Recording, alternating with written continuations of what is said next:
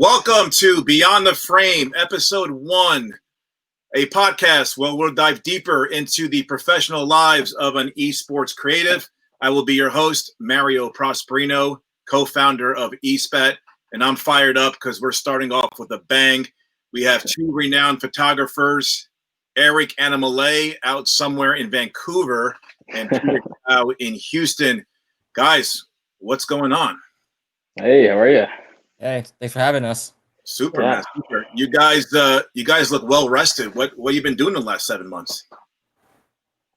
Oh man, I mean, in reality, a big load of nothing in comparison. But I think enjoying some time off for sure. Less flights, less hotel rooms, which is good and bad. But giving other aspects of life the time they deserve, probably. Any hobbies you've picked up, Eric's last 7 months? Downtime? I'm enjoying wildlife photography, which I never thought I would. I've been out kayaking in Vancouver Island, enjoying some of the wildlife and giving my hand a go at that. So that's been really fun. How about you, Peter? Yeah, I've been just relaxing. Work's been ramping back up for me here locally, unfortunately, but I've been enjoying working out a lot more, focusing on physical health. So the bottom line is you guys will never complain about a delayed flight ever again. No. I probably will complain. You won't complain about a credential that wasn't secured, delayed flights, shitty airport food, things like that. Well, that's the bane of my existence, so I got to complain about it. There's no other way. Yeah, super. So let's dive right into it. I'll start with Peter. Peter, tell us more about where you grew up, where you're from, maybe your late teen years. When did you start thinking about photography? Were you into video games? Were you a jock as a kid? Give us some perspective as far as your childhood, your late teen years. I've grown up for most of my life in Houston, Texas, but I'm originally from Michigan, so big difference there. I did grow up luckily in a photography-centric family. My father, my uncle, my cousins were all photographers. My cousin still is, so that's pretty much how I got into photography. And I was always into video games, but not serious. I was just like that kid who played like Mario Party or the usual Need for Speed or old Gran Turismos. And that's pretty much my upbringing. I was not a jock, far from it. I was like 220 pounds, little Asian kid rolling around all day. So literally, there was no such thing as a jock, Peter. So, how about you, Eric? I'm Canadian born, but grew up in the Bay Area. I didn't really, my late teen years aren't that far away, to be honest with you. So I picked up a camera when I was 17, 18 in high school, about 5 years ago. My mom took photographs when she was younger, and she had DSLR, so I got to kind of toy around on hers. It was nothing fancy, but it kind of made that itch for me to spend just a wildly large sum of money at the time on a nice camera and dive into it. And luckily, it paid off. The investment was worthwhile. But I just played hockey growing up, and was not too much into the art side of things when I got later in life, and I found photography, and that kind of was something that really clicked for me. Gotcha. Did you any pressure in your households, both of you, to go to medical school, do the corporate thing, or was it like, hey man, this is you, go do you? Peter, I'll let you take that one. I was supposed to be along the lines of a doctor, accountant, or a lawyer. Like those are my only 3 allowed pathways, and here I am, neither of them. So, you're doing all right though.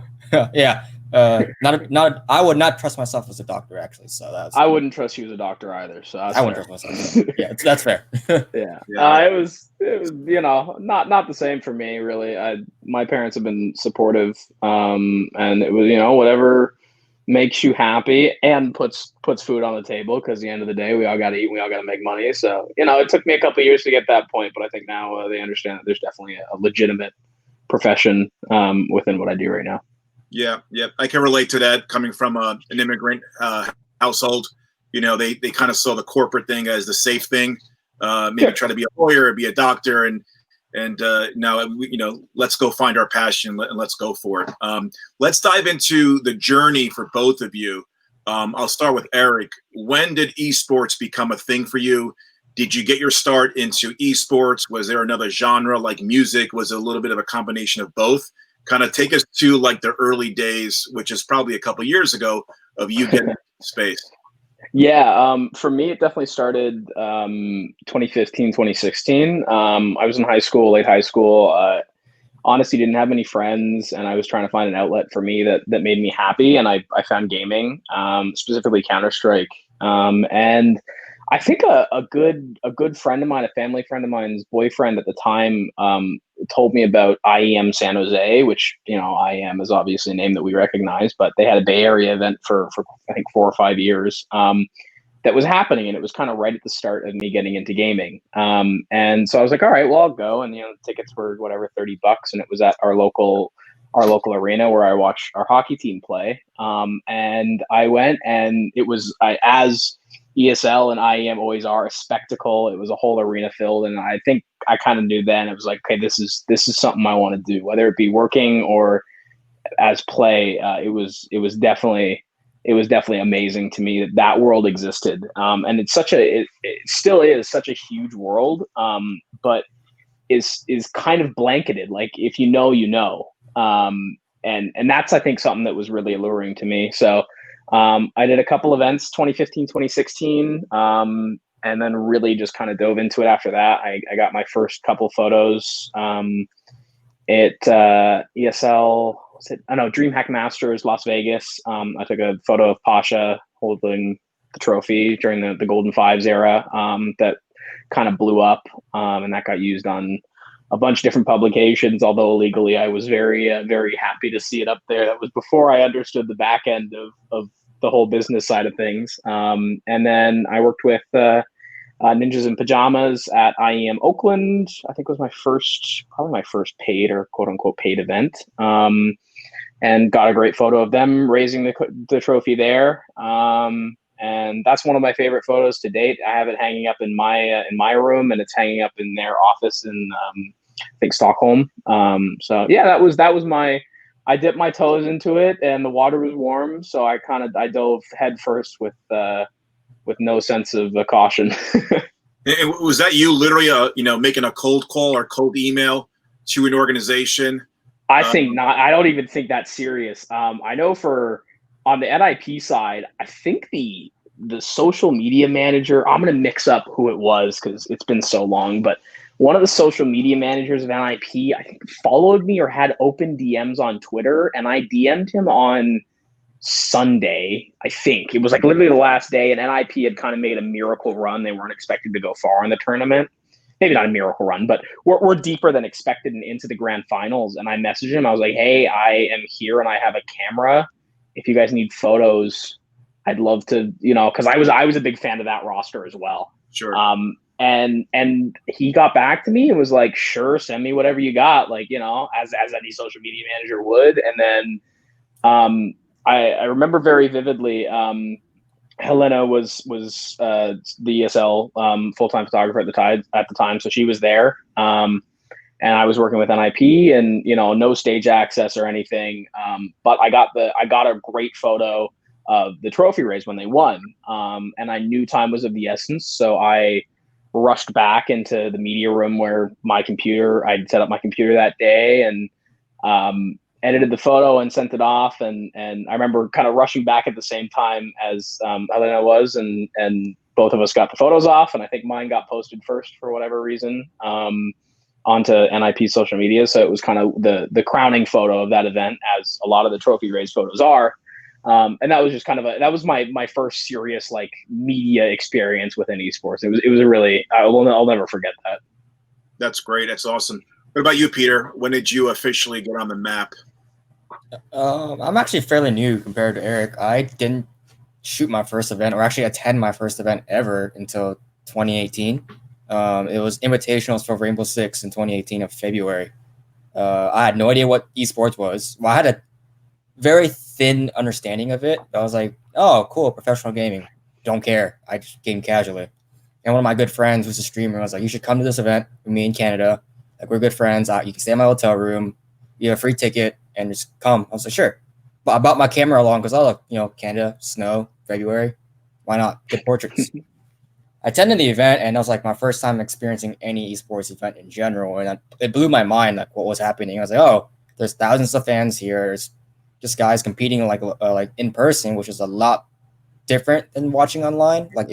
There's a whole different experience than watching online and watching in person, obviously. And that was my first time experiencing it, and I was like, yo, this is pretty cool.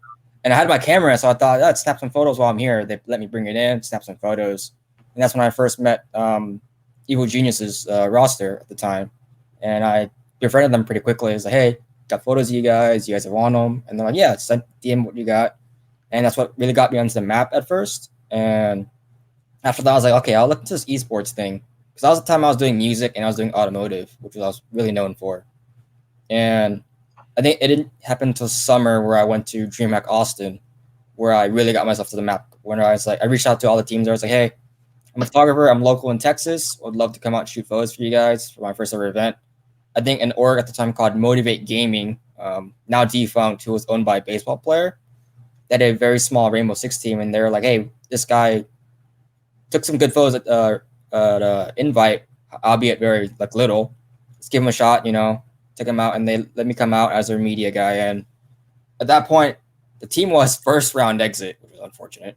So I stayed around and shot the rest of the teams that were there because I think I was the only photographer that was actually there for Rainbow Six across all DreamHacks. So I shot for every single team, sent them off to all the teams. It was Mouse, Evil Geniuses, various other teams I remember that weren't T1 orgs just yet. But SSG was there too, and that's when really everyone was like, oh, this guy's actually a good photographer. Let's keep him around. Siege wasn't having that because they were a fairly new esports at the time. Yeah, I remember seeing all those photos. Yeah, I was like, oh, cool. I'm the only photographer here. I'll take it. Take my shot. Yeah. And I think at the time, I didn't realize I was staying next to Evil Genius' general manager at the time. And I was like, oh, yeah, I'm having a lot of fun. It's my first event. I was just chatting with him. He's like, cool. And I think a month later, he actually DM'd me. He was like, hey, we need a photographer for Paris. EG qualified for the major in Paris. And I was like, where'd this come from? I was like, okay. I was good friends with the guys. I was just joking with them. Like, hey, if you need a photographer, I'll be glad to come out and shoot for you guys in Paris. And they actually took it as a serious offer, and they forwarded me through the chain. And EG Press reached out and said, hey, let's bring this guy out for Paris and document our tournament run in the major. And I got lucky because I got to document the team all the way to the finals, where they eventually lost to the dynasty of G2. Mm-hmm. But that was rough. I don't talk about that. But that was pretty much my beginning in esports. I'm fairly new. I actually consider Eric my senior to all this. So I don't know if I would call myself a senior, man. Oh, I mean, I maybe older than everybody else. I'm older than you, yes. But in terms of experience wise in esports, you are definitely a senior to me. Yeah, but I mean, I wouldn't call myself a senior. There's a lot of photographers out there that have been doing it for longer than I've even known what a camera was, frankly. Yeah, before we were in fetuses, but still. Yeah, I mean, pretty much, yeah. So that's a good segue, Eric. So now you guys are in the arena, and you're raw, you're young or inexperienced. Are you on your own? Do you seek out a mentor? Did you guys have a mentor that you counted on a couple of years ago? Is it super competitive where it's like, hey, sorry, you're on your own? Take me back a couple of years when you both started. Did you kind of latch on to somebody in the community? It is super competitive, but I don't think any of the other photographers or media people were like, look, I'm not going to help you simply to help myself kind of situation. I don't think that's the case. For me, when I saw that there was a job for photographers in esports, essentially, I knew that was something that I wanted to pursue. But I felt like everybody that I knew was doing that was a little out of reach. It wouldn't have been prudent for me to, just randomly reach out via Twitter. It probably wouldn't have gone anywhere. So I kind of solo manned the ship for the first couple of years for sure. And it was something that I was just doing because I loved, and there happened to be a paycheck attached to it a lot of the times, which was great. But I don't think I latched on to anybody to be like, look, can you help me through esports? I knew the space fairly well, and I felt comfortable with that. The media side of things, when I got started, I was 17, 18. So just purely gaining someone's respect at that age in the industry you were working in was really hard for me to do. I had to lie about my age, not bring it up, just to kind of avoid a lot of those awkward conversations of like, oh, you're 17 or oh, you're 18. And that I think was one of the hardest hurdles for me to get over. And I still struggle with that now, being 22. As a lot of us have, ramped up in the industry and are have bigger teams, are making more money. A lot of people want to know why they're paying a 22-year-old the amount of money they're paying me. And it's a valid question, but early on, I definitely wish I had somebody that I could kind of bounce ideas off of, because I made some stupid mistakes, as everybody does in a new industry, and it would have been nice to avoid those with a quick lesson from somebody who knew what they were doing. But no, I kind of flew solo on that one for sure. Gotcha. Take us through what an event looks like from your perspective. This is early 2020, 2019, for argument's sake. What is the mindset of a photographer when you walk into an arena? Do you literally have a game plan? You have everything mapped out in front of you? Are you kind of shooting from the hip, or are you shooting for a team and it's kind of like, I want you here at this time? Give us an idea as far as what your mindset is when you walk into the arena. It's different kind of event to event, and more importantly from what kind of client you're working with. For me, my path in esports has been different than a lot of young media professionals. A lot of from what I see, at least, a lot of media professionals tend to latch onto teams early on in their career. So, I want to be, Phase Eric, or, SSG Eric, or whatever it may be. I didn't do that personally. I did not see the value in limiting my career to a single organization that wasn't paying me a full-time wage, because you're not, photographing 9 to 5 days a week. And that's just a realistic thing for me. So I worked mostly with teams, most specifically, and I still do, and brands that have some sort of stake in the space. So whatever it be, an energy drink company, or a chair company, or a peripherals company, something like that. So early on, I think things were really unprofessional from my end, at least. Like, I didn't ask for a shot list. I didn't build a shot list. I had them built up in my head, but I didn't spend enough time on that stuff. And I would highly recommend anybody who's if there's a paycheck on the line, or a client that is expecting something, get that stuff on paper. Write down what your goal is for that day or that hour. So early on, it was kind of like, get to the arena, hope that your media badge is actually reserved for you. You don't have to do the gambit for 2 hours trying to find the right person to get one.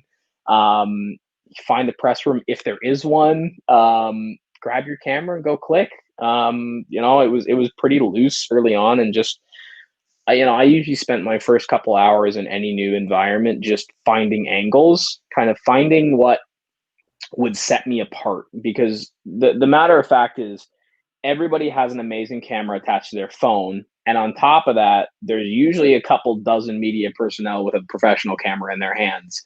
So as much as the dead on straight center shot of the trophy raise is great, and it works for some people, for me early on, I really wanted to separate myself, to be inventive with the angles that I was taking and the approach that I was taking to my imaging.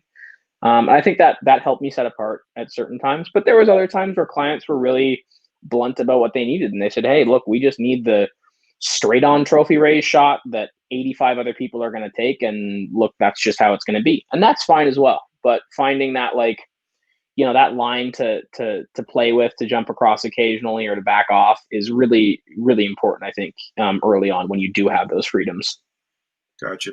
Peter, working for an org like EG, what was your rapport or relationship with the players, and is that really something that's valuable in you making your job go? I think my path in esports is like the one less traveled as a media creative, because I was originally a photographer, but I became a team manager. That was my priority role, and I had photography attached to that role. So my relationships with the players are always very close and tight knit, because I'm pretty much their manager. I pretty much manage it day in, day out. So that also really helped me in my photography aspect, because when you're a comfortable player on a personal level, they're also comfortable being in front of your camera, and they're also comfortable being around you no matter what you're doing. So since I'm primarily shooting EG at events because I was their manager and my priority is taking care of them, so I might as well be taking photos of them. The players would always be very relaxed and comfortable in front of a camera, so you can actually snap their personal, like their actual personalities. It's not their stoic, like I'm gaming hard. It's the like this is my professional go time. It's more like the players are goofing around. A lot of my shots of EG are the guys kick back, laughing, or they're taking my camera, or like they're reaching for my camera. Notably, the players are hugging each other or messing with each other in front of the camera for the shot. In the world of social, how often do we get the request for some new clean shots, right, for their new profile pic, right? So it must be kind of cool to see your work really have a lot of value as far as their personal brand. Is that right? Yeah, a lot of the EG guys still use my photos to this day, even after they had the disbandment. But social wise, a lot of time they run with Wise Shot because one, they had a dual manager and photographer on the ground at the same time, so they trusted in what I brought to the table that would represent the brand well. So EG was very good on taking care of my pictures and using them as properly as possible for the branding. So that was really straightforward and simple for me. But they knew that priority at the time was that my management came first, and when I had the free time to shoot photos, I can deliver those photos right away. Also, yeah. But there was never a shot list or anything. It was very relaxed for me to shoot. So you're almost your own art director. You're again, you're just doing your thing. Yeah. They don't see you're there. You're just making pictures. Yeah, I was like, they're as long as I'm doing my job as management first, my photos were just like the icing on top. Like, oh, it's cool. He's giving us photos on top of all this. Like, we're not asking him to do this. He's doing it for fun. And yeah, here it is. It's Gotcha. cool. Throw it on social media. People love it, and we're good to go. Eric, let's go back to when 2020 became a shit show, right? So you're one of the guys I was following on Twitter, Katowice, February. Take us back. It feels like, years ago, really. I mean, yeah, it feels like an eternity ago. Yeah. Looking back on it, I think all of us were really naive. I vividly remember. I think it must have been Thursday night. So it was the night before doors opened to public, and I'm pretty sure Katowice is 3 days: Friday, Saturday, Sunday. Yeah, I must have that right. And we are hanging out in the press room. I am working with 100 Thieves and G2 in terms of teams, and then Esports Network for on the editorial side. So I was stuffed with clients for IEM. It was a busy week for me. But the biggest thing for me was that Thursday night, and we're just scrolling on Twitter, and we see breaking news from HLTV that IEM Katowice will not be open to the public. And literally all of us, I'm assuming some of the ESL staff heard internally or had rumors, but all of us are just kind of like the world just kind of stopped. We were on the second floor of one of the hotels right near the venue, and everybody's just like, is this real? Like, what do you mean the event's not happening? Like, there's no fans in Spodek. It's like in my mind, one of the greatest esports events of the year. I had watched the event 3 years prior. I booked off my week, and I sat down with a bag of popcorn and watched IEM. And it was stunning. And I remember just kind of all of us not rushing, but going up to the ESL's press managers and PR team, who are lovely. The three of them are great. And they're just kind of sitting there, and you can just see on their faces that it's like they can't really say anything because ESL hasn't officially announced this yet, but HLTV somehow got the story beforehand. It was a very awkward situation. And I knew of coronavirus, and I kind of knew that it existed, but I had never for a second before that thought that it would impact me and my work. I very much felt invincible, which was very naive of me.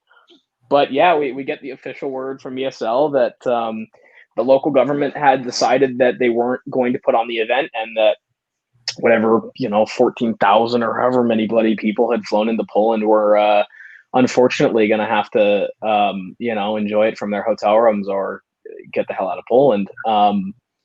And it was weird, man. It was eerie going in that next day of just an empty arena. It was different, what sort of pictures? You got to remember, these pictures will hold historic value for years to come. Yeah, that definitely. Really your mindset. Oh, 100%. Yeah, it changed in a lot of ways. It was hard, like 100 Thieves. When we talked about our shot list, one of the big ones was fans with merch and wearing their jerseys and stuff. So that was gone.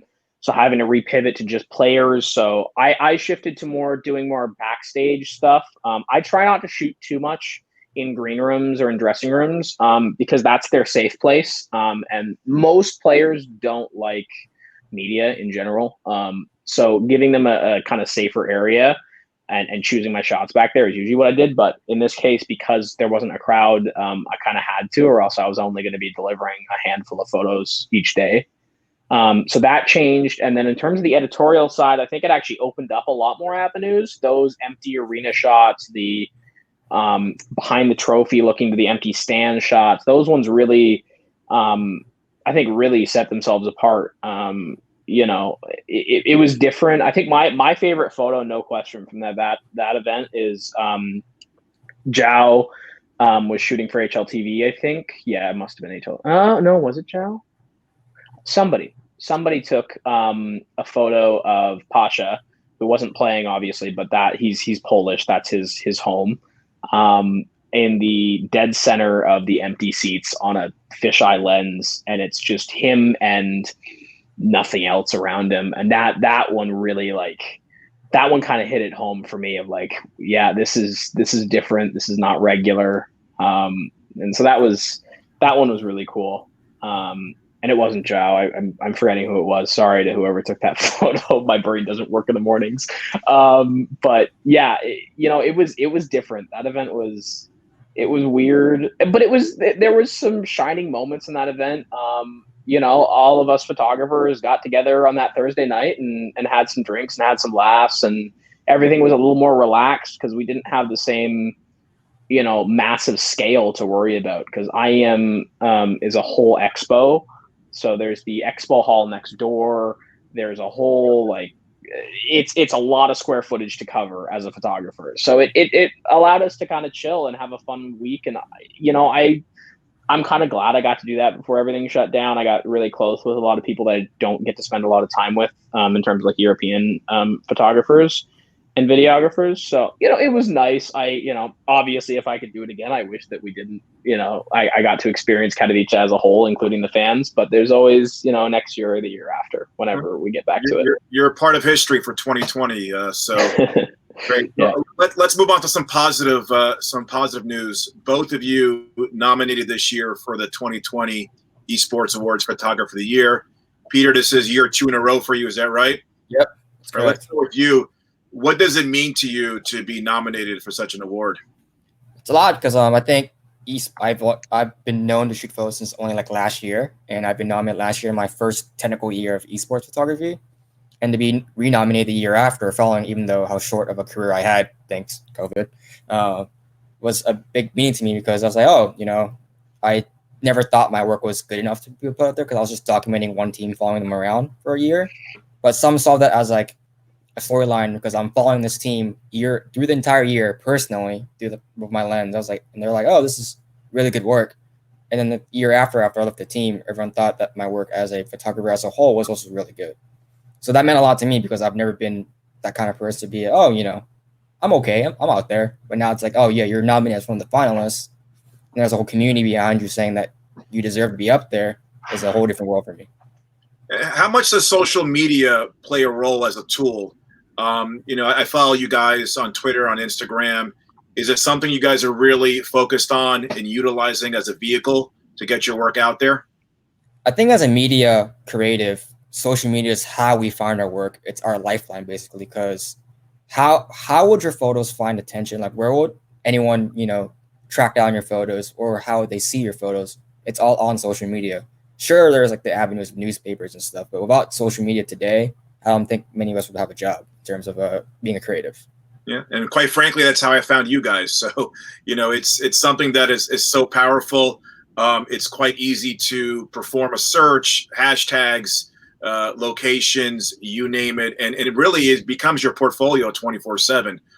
Eric, this is your first year being nominated. What was your first reaction, and what does it mean to you? Definitely honored over anything else. Being recognized by a community and by the panelists that are on the Esports Awards was an absolute honor. I am very hard on myself and my work, so I don't think that at the ripe old age of 22 and only a couple years into this industry, I deserve a nomination, maybe. But I do think I've worked really hard and I've sacrificed a lot of things in my life for this industry, and being recognized by a group of people has been nothing short of an honor. So I'm really glad to have it. I'm looking forward to seeing who pulls away the win. I think this year is just so stacked in talented people, and there's so much diversity within the nominees alone. My good friend Rich Locke, who also shoots for Team Liquid on the European side, I think his work is just standout and artistically some of the best in esports. You have people like Peter, whose work within Siege has really, when you talk about building a visual imagery around a whole community, his work has done that tenfold. And there's so many people on that list. I could literally go down the list. Everybody has something special and a niche that they have that is great.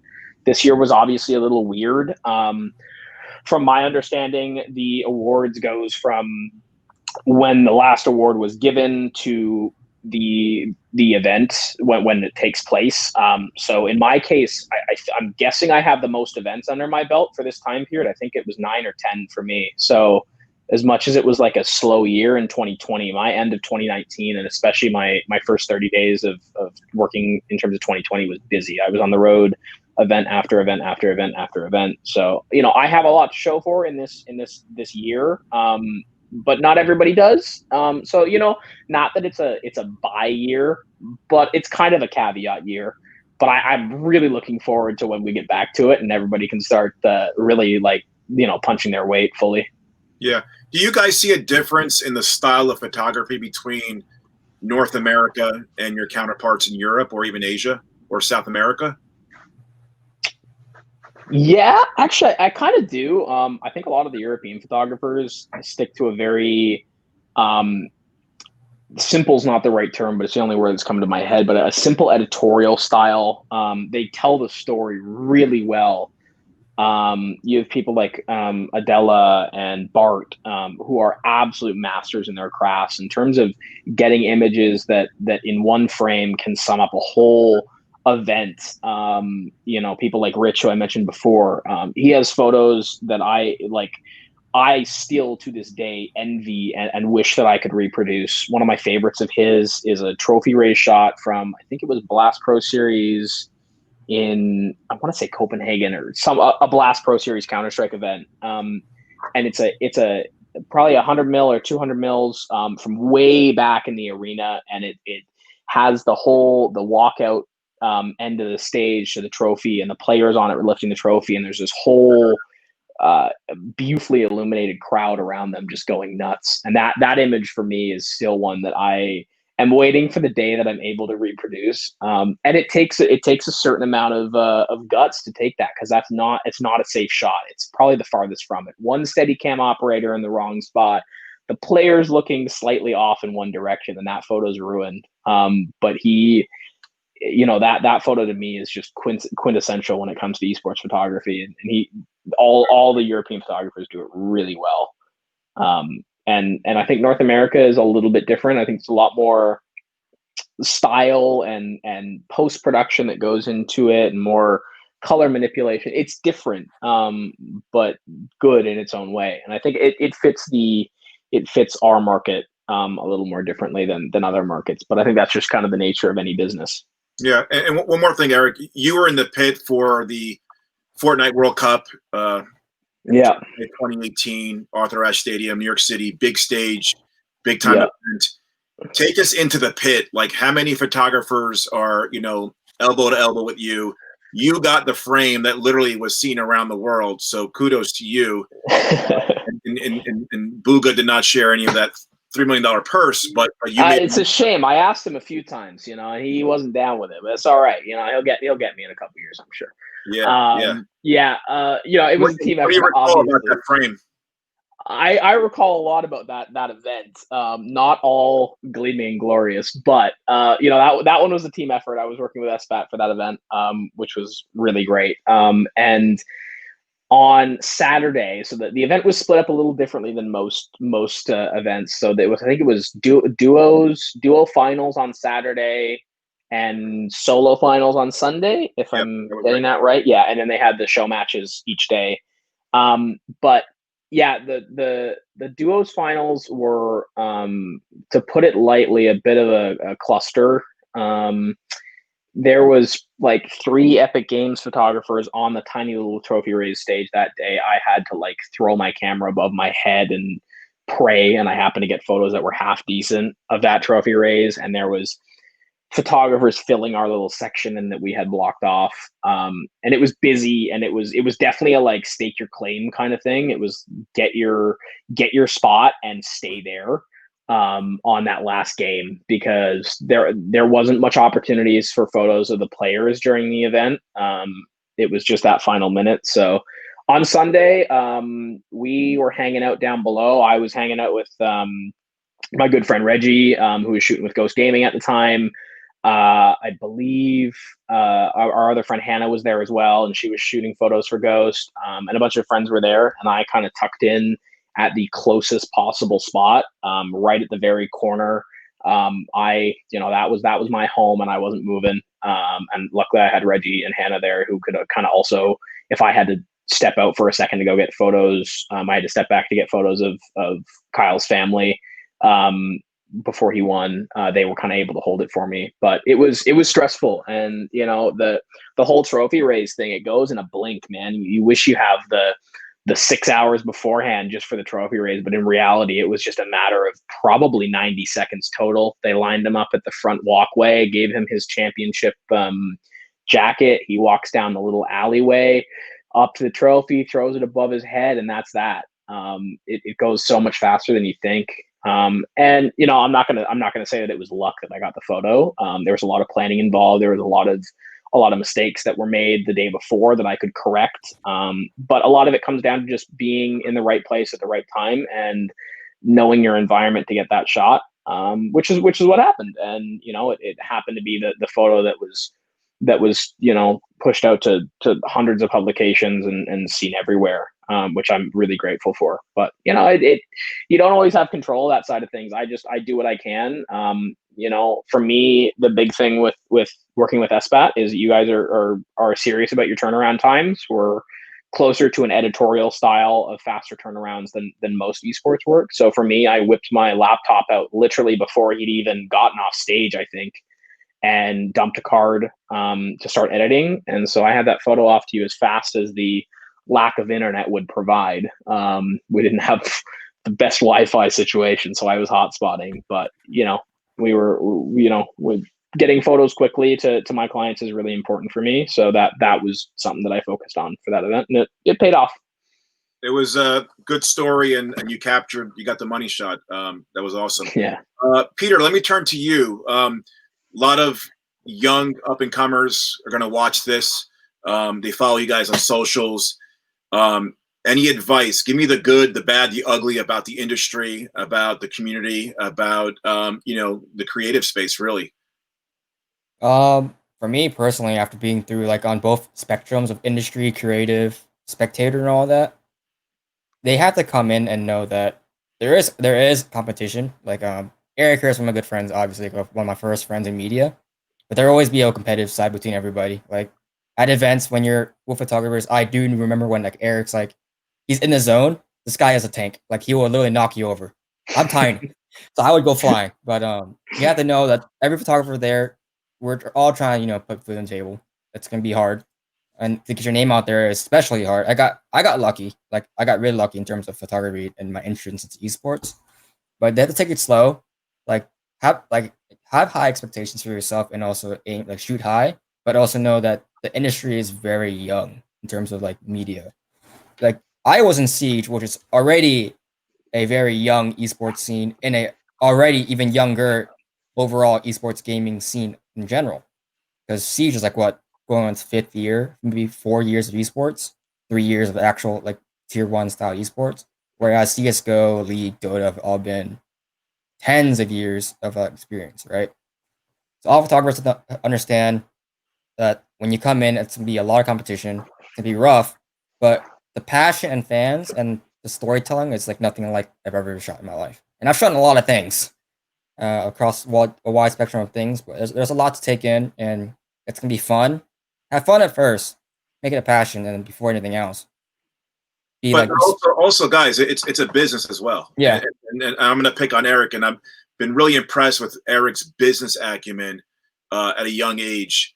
You got to know everything, terms and conditions, paper everything up, and no matter what sort of, it's a TO, a team, a news outlet. Understand that this is a business, and intellectual property is a big deal. It's not a game where you walk in and you just want to be there and tell your friends on Twitter, yeah, look at me. It's a business. And Eric, kudos to you. You've been doing a really good job of tightening, your freelance work, understanding your value, your worth. And you guys, and I hate to use the word brand, it's used quite often in this industry, but you guys are a brand and you have to take care of that. Yeah. It's a hard industry to navigate for sure. I think there's a lot of people that are still learning, even at the highest levels. I learn every week, every month, every day. And I think it's really important. I want to reiterate what Peter said. Have fun, enjoy it when you're early on. When you're just shooting for fun, or you're just enjoying the events for what they are, enjoy them. I wish if I could go back and change one thing when it came to my career in esports, I would have enjoyed. I might have stayed a fan a little longer, honestly. I think I only did 3 events purely as a spectator.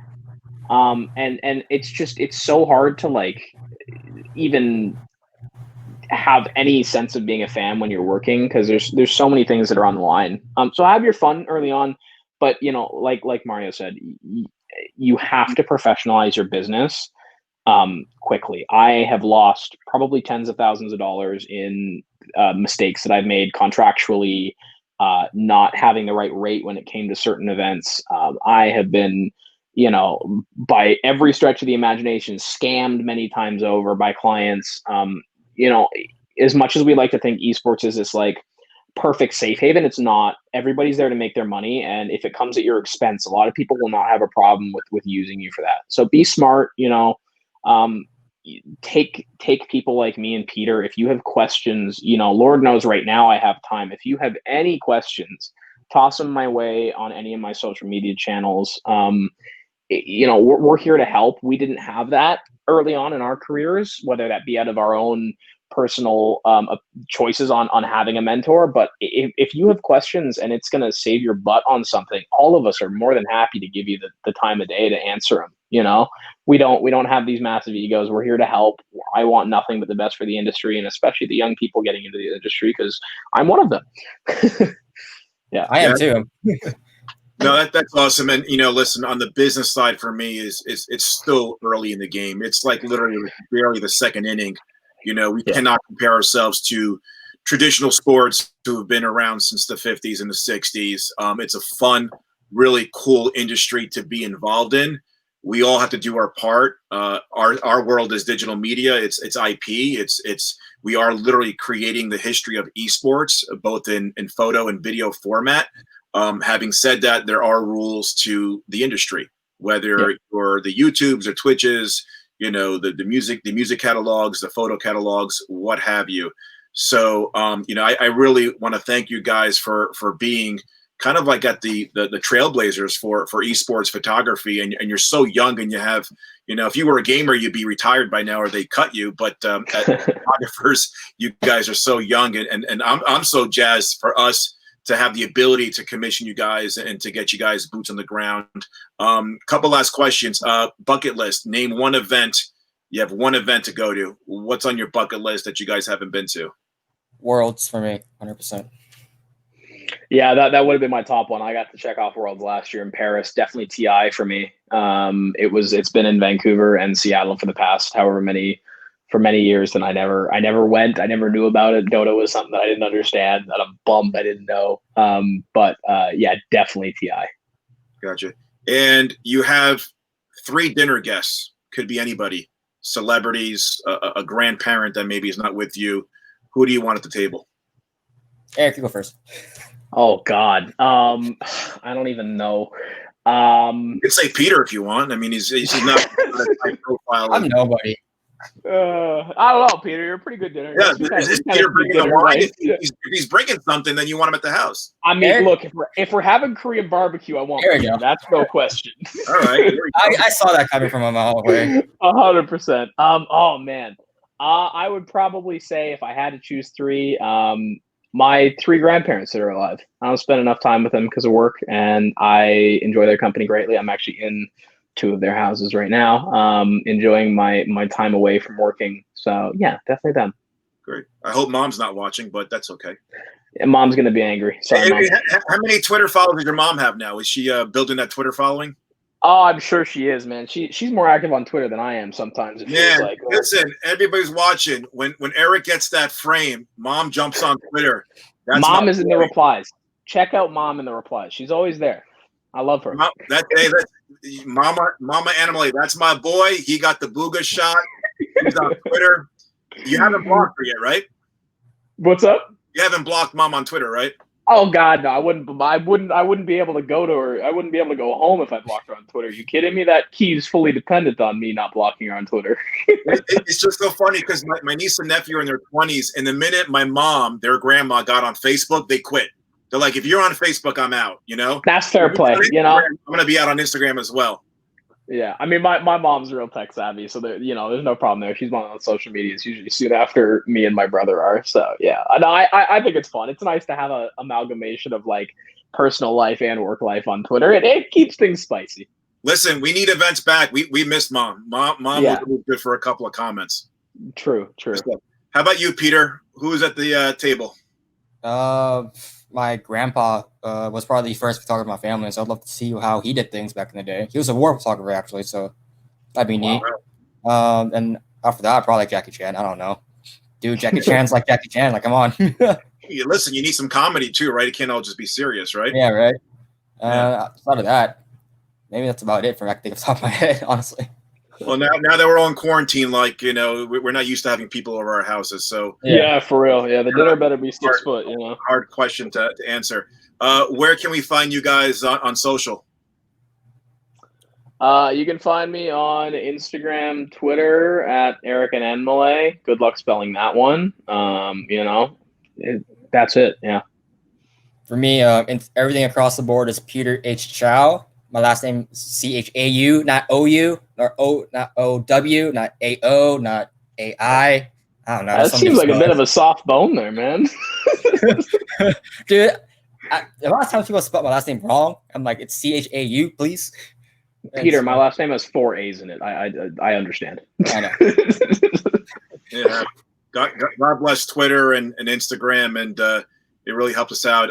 You can find me at Mario_Prosp, PROSP, and we're also at ESPAT Media. I want to thank both of you for coming on. This is long overdue. I hope you guys have your mentals good, and we get back to boots on the ground, and let's start making some pictures, man. Let's get back to work. Yeah. Oh yeah.